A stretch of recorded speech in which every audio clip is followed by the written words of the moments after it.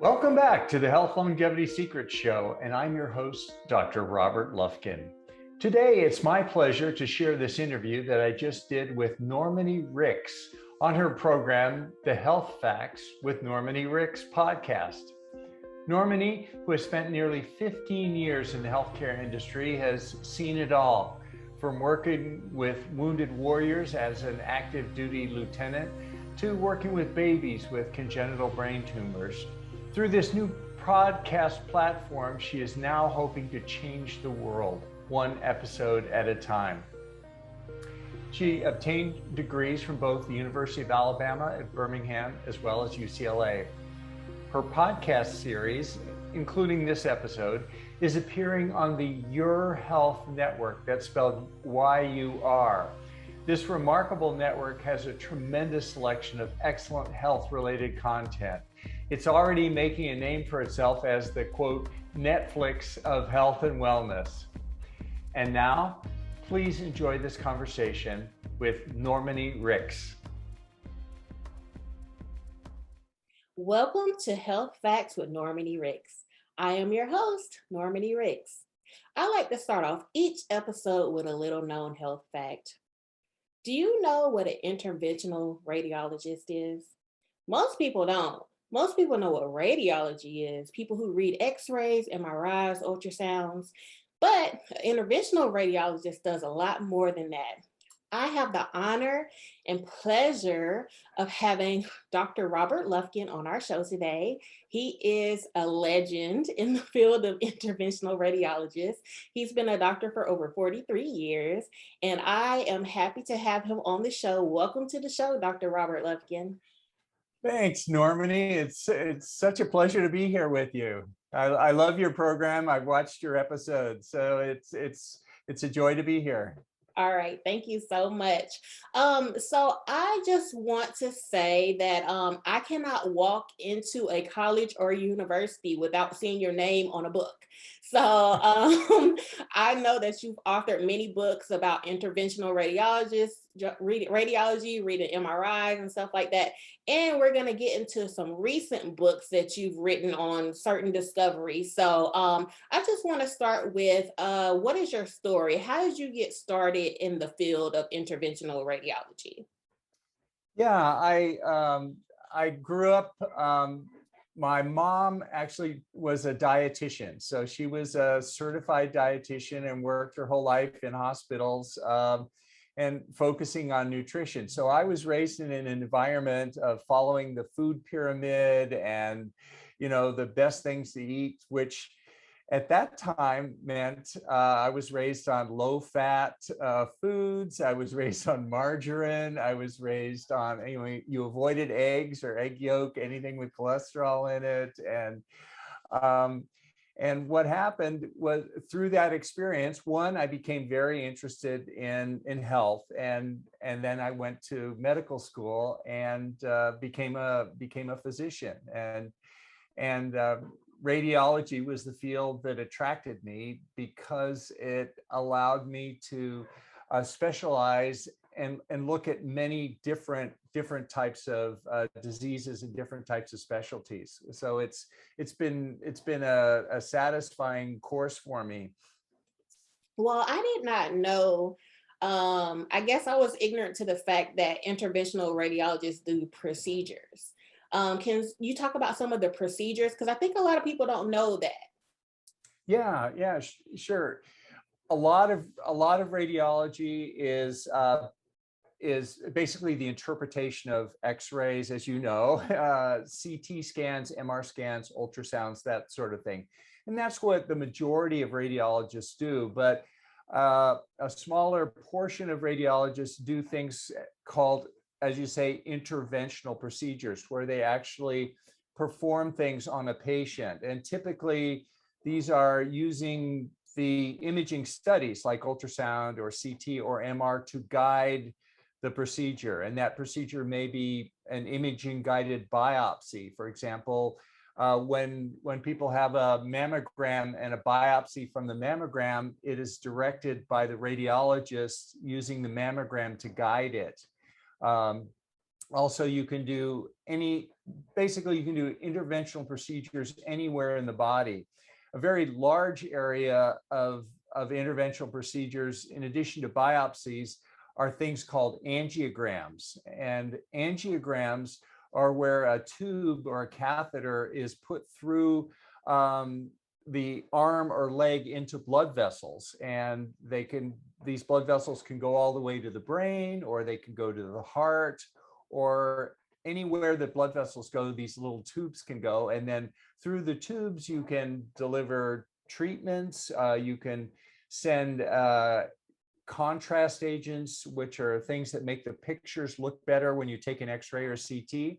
Or you can do things that will widen the blood vessel if there's narrowing, say in the case of a heart attack or a stroke. You can widen the vessel, or put things like stents in there that will widen them as well. So interventional radiology encompasses all those different areas. I guess the common theme is that the procedures use imaging studies to guide them, and as the radiologist, as the expert in imaging studies, then is sort of the appropriate person to do these guided procedures. Other people do imaging guided procedures. For example, in the heart, many cardiologists do the angiograms in the heart, and sometimes in the brain. In addition to radiologists doing the brain interventional studies, neurosurgeons and in some cases neurologists will also do them. Okay. So what is the Lufkin pen? I read that you created something for this. Oh, there was, at one point I was very interested, and I still am, in magnetic resonance imaging, or MRI. It's arguably the single most powerful soft tissue imaging technique that's ever been developed to this date. And instead of just using it to take pictures to diagnose things, we wondered about using MR to guide one of these biopsy procedures with a needle, let's say. And we use a needle to biopsy, as I mentioned, with mammograms into the breast, or with ultrasound into different parts of the body, or with CT scans, and regular needles work fine. The only problem with MRI is that magnetic resonance imaging, as its name suggests, uses magnets, very, very powerful magnets. So the problem with that is if you take a standard biopsy needle and put it in an MR scanner, the needle will be attracted to the magnet and fly away. So it doesn't work. Oh, wow. And it creates large artifacts in the image. So to try and figure out a solution for that, we went back to metallurgy and the science of metals and magnetism. And it was discovered, or it was noted, that if you take a stainless steel alloy, which are currently used in needles that produce the big artifacts, what you can do is, if you increase the nickel content in the needles and basically change the alloy, the composition of the metal, it will decrease the artifact and decrease the magnetism to the point that it won't be affected by the MR scanner. So that's basically what we did. We took new special alloys that were high magnetic stainless steel, and we made biopsy needles out of them. And we literally, the first ones, we just epoxied the hubs in and made them in the garage and sharpened them. And then we began testing them, and they worked to biopsy with an MR scanner, which was never possible before. So we began making these needles, and then a couple of drug companies or pharmaceutical companies that make needles was interested in releasing this as a product, because people all over the world wanted to use these needles, and they kept asking us for them, and we couldn't make enough of them. So the drug companies began to using them, and they put my name on the needle when they began selling it, and you can still get them on Amazon. That is amazing. That is genius. That is genius. So one thing that I noticed, so I used to be in the Navy, and I lived over in Okinawa, Japan for a while, and I would see different images that they were doing over there, and it looked almost like a picture. It was like a 3D imaging and all of that stuff. So like I haven't seen that type of imaging in the United States yet. So why are we still kind of doing black and white imaging here? Yeah, I suspect you're referring to like 3D colored rendered images of the skull or the head or Yeah. different parts of the body, Hmm. and that is available here. And it can typically can be taken from a CT scan or an MR scan, which produce slices through the body, and then it's just a matter of putting it into a special computer program that will segment the tissues that you want, and then what's called render them in 3 dimensions. And you can assign color codes to each of those and actually make those images. They are available in the US, but maybe they're not used as much as your experience over there. But it's interesting technology. Yeah, I thought it was fascinating. So yeah, okay. So I want to get into what you have learned along your journey, because you've been a teacher for a long time and you currently teach at USC. So I saw that you wrote a book about the lies that I taught in medical school. So so let's talk about what you've discovered in your 43 years in the profession. Yeah, an interesting thing, science and medicine is continually improving. And the things that we knew 5 years ago, 10 years ago, some of them were incorrect. And, as we move on, we make corrections and we get better and better. Even the stuff we're teaching today, I'm sure in 20 years or 40 years, people are going to look back and say, well, these are lies I unknowingly taught at medical school. But it's important to be able to continually question the things that we suspect and things that we teach, and always look analytically at science, and always look for the evidence, and always ask questions when we do things. So what struck me is that when I initially went to medical school, in the initial part of my training, there were a number of chronic diseases, things like cancer, heart disease, Alzheimer's disease, diabetes, obesity, that were considered largely separate diseases that had separate treatments and were treated separately. Mhm. What's now becoming apparent is that these chronic diseases all have a underlying cause, where they're all linked together by underlying metabolic mechanisms. Mhm. And the problem is that these chronic diseases, for the most part, didn't exist 150 years ago. They were relatively rare, and that there are a number of reasons for that. But over the last 100 years, 150 years, these particular chronic diseases, the ones I just mentioned, have begun to increase dramatically in the population. And in fact, in the year 2010, they'd gone from practically zero 150 years ago, now up to 20% of the population the adult population has at least 2 of these chronic diseases. Wow. And in the last 10 years, till 2020, this number has doubled to where 40% of the adult population has at least 2 of these chronic diseases. That's scary. Obesity, diabetes, hypertension, heart disease, Alzheimer's disease, cancer, stroke.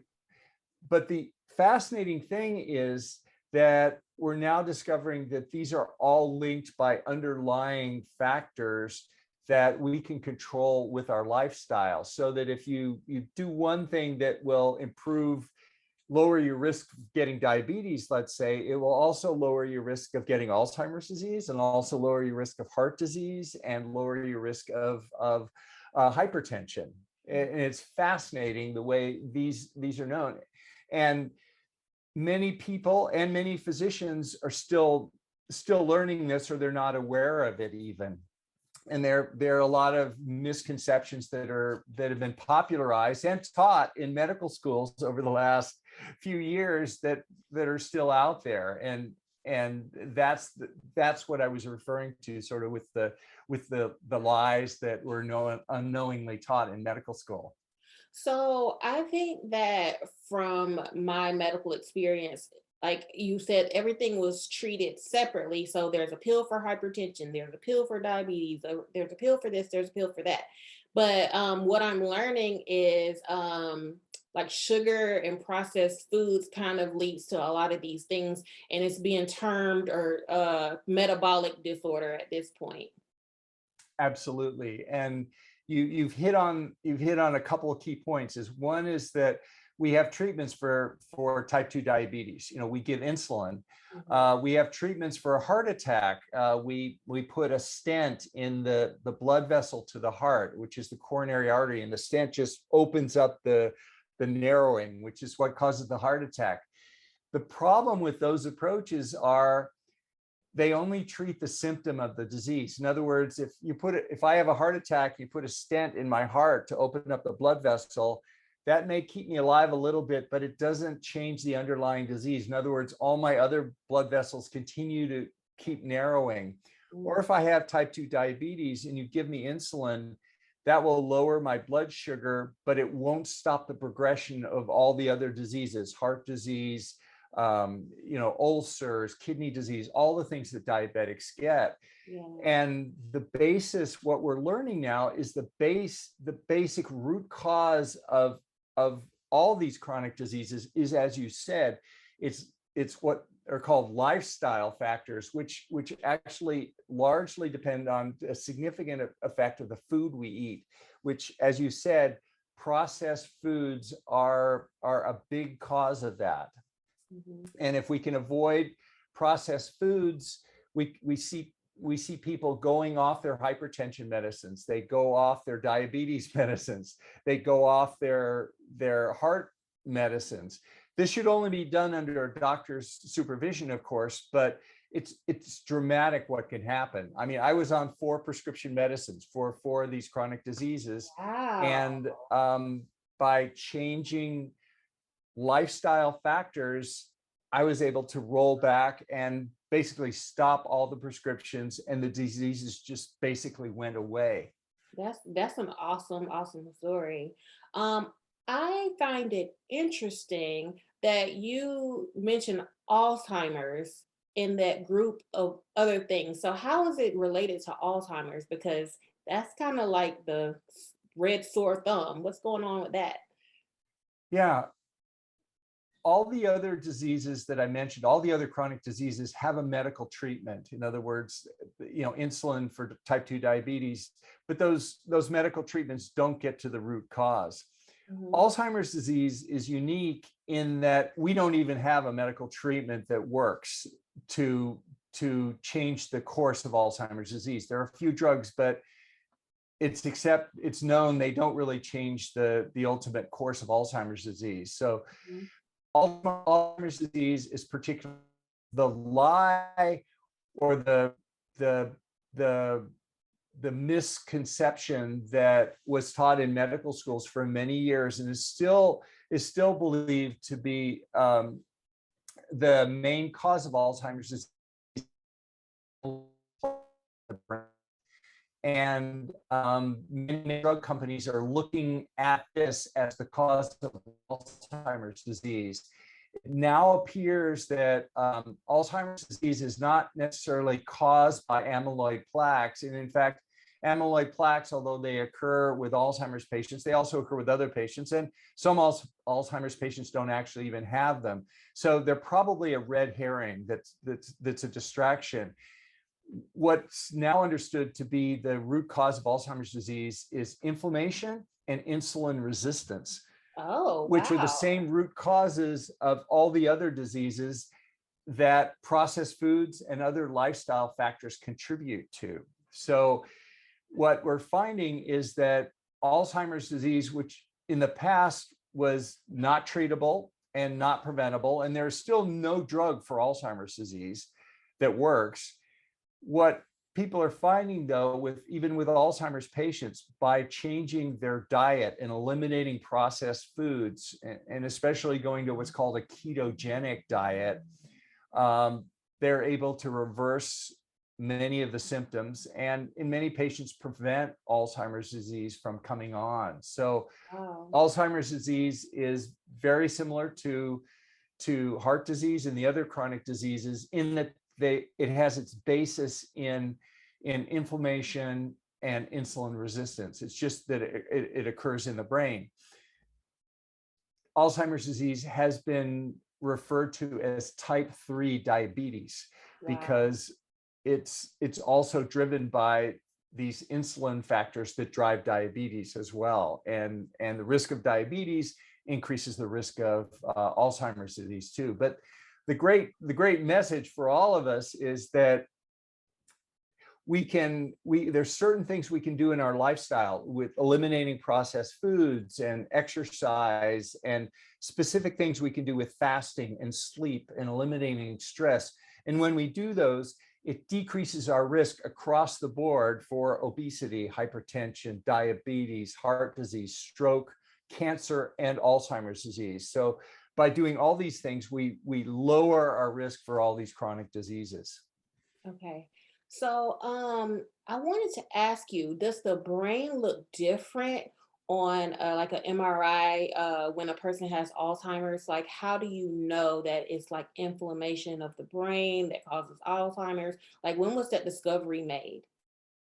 Yeah, well, the discovery for Alzheimer's disease by Dr. Alzheimer was over 100 years ago, and it was based on pathologic descriptions and clinical descriptions originally, and then later on the pathology, in other words, the microscopic analysis of the brain tissue, which even today is sort of the diagnostic hallmark of Alzheimer's disease, those neurofibrillary tangles and amyloid plaques was made. But on MR scanning, there are certain hallmarks for Alzheimer's disease that they're not diagnostic, but they're strongly associated with it. And if you think of Alzheimer's disease, the main symptom for many people is memory loss. And that's the way we suggest Alzheimer's disease: cognitive impairment, but particularly memory loss. Well, there's a part of the brain that controls memory. It's called the hippocampus. And you can look at an MR of the brain, and if you look at the person's hippocampus, you can see it in Alzheimer's patients, it actually shrinks in size, and you can measure the volume of the hippocampus and show that it shrinks in size. In fact, you can look at patients, even patients without Alzheimer's disease, they can have small hippocampi that can appear up to 10 years before the diagnosis of Alzheimer's occurs. So that can be a helpful tool to let them know to start prevention, to prevent so they never do get Alzheimer's, hopefully down the road. But on the MRI, the size of this part of the brain, the hippocampus, is a marker for Alzheimer's disease. Interestingly, on the PET scan, the positron emission tomography scan, which looks at glucose activity of the brain in this particular case, the hallmark for Alzheimer's disease is decreased utilization of glucose in the brain. And the interesting thing is that all of us with aging show decreased glucose utilization in our brain. It's just our brains become more insulin resistant. It's sort of a quote normal finding of aging, but it speaks to the value of this ketogenic diet. If we switch our diet so that instead of running on glucose, we're running on ketones, and you may have talked about that with your audience, but basically switching to a ketogenic diet not only benefits patients with Alzheimer's disease because it gives the brain energy, because you can't use the glucose, but the ketones work fine. Also for regular people, as they get older, this decreased ability of their brain to use glucose can be basically fixed by switching to ketones, and our brains work fine with ketones. And that's why people, when they switch to a ketogenic diet, a lot of times they'll experience, wow, I don't have brain fog anymore. Yeah. My thinking's a lot clearer, No, I think a lot of people don't know what ketones are. So can you go into what ketones are? Sure, yeah. Our body basically has a metabolic switch that we operate on. It's not only humans, it's also other mammals and other vertebrates and invertebrates, all the way back to yeast. So this is a fundamental biochemical mechanism that basically almost all living things has. And it's a switch. And the switch goes from one side, which is growth mode, it's called. And growth mode is when there's high glucose. When we eat a lot of food and there's high glucose, it switches to growth mode. And that's very useful for young animals, for growing up. You know, your bones get longer, you grow taller, your brain matures. You know, up till about the age of maybe 25, growth mode is very advantageous to the patient, to the person. The other switch, the other direction, is when there's no food or very little food, the switch switches the other way into survival mode. And this is, maybe I haven't eaten for a while, I don't have any food. So what it does is it mobilizes fat from your body. We all have fat in our body, and we can live for weeks on the amount of fat we have. And that's a natural, healthy survival mechanism. So when the switch goes to survival mode, the fat is then burned instead of the sugar, the glucose. Mm-hmm. When fat is burned, it creates these things called ketones. And ketones are just products of fat metabolism that flow through the body, and they're metabolized by the brain as well. What the interesting theory about this switch is that when we're young, 0 to 25, growth mode is very advantageous. The glucose switch, the growth mode, is very advantageous because it allows our bodies to grow in size and mature and everything.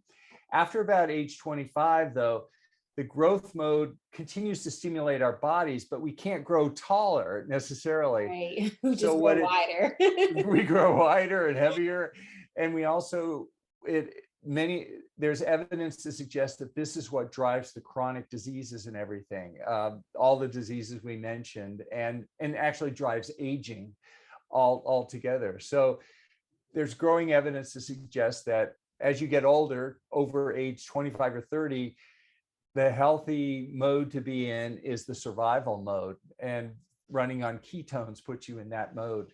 Okay. And there's diets you can take that will basically, if you lower processed foods and cut out refined sugars and sugar, then your body will naturally switch into ketosis. And it also happens with fasting as well. Okay, yeah.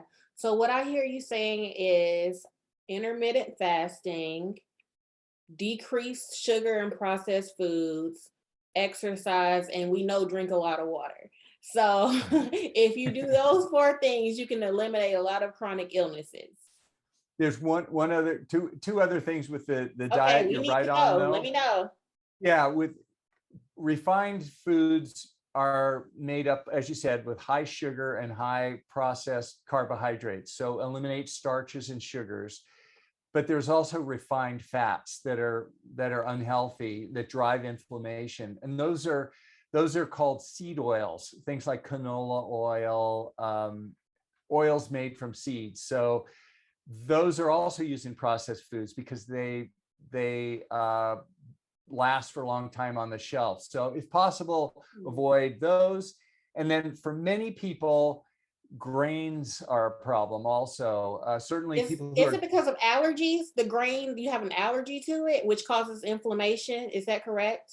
Yeah, there's gluten sensitivity with a disease called celiac disease, which you can test for. But there's growing evidence that a lot of people may not have full-blown celiac disease, but they are sensitive to the grains, and the grains cause inflammation. So it's something you can experiment with in your diet to even cut back on the grains. So that's one other thing. But you hit on all the high points there. Those are the good things to do. The intermittent fasting is great. Yeah, all those things. Okay, awesome.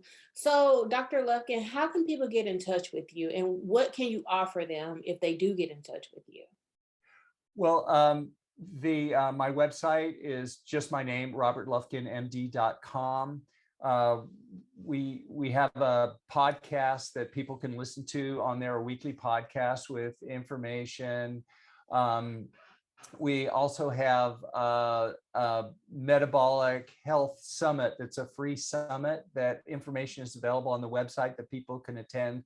That will have 40 speakers, actually 60 speakers that will be interviewed with all different topics about their views on the latest in metabolic health, largely talking about all the things that we talked about today here.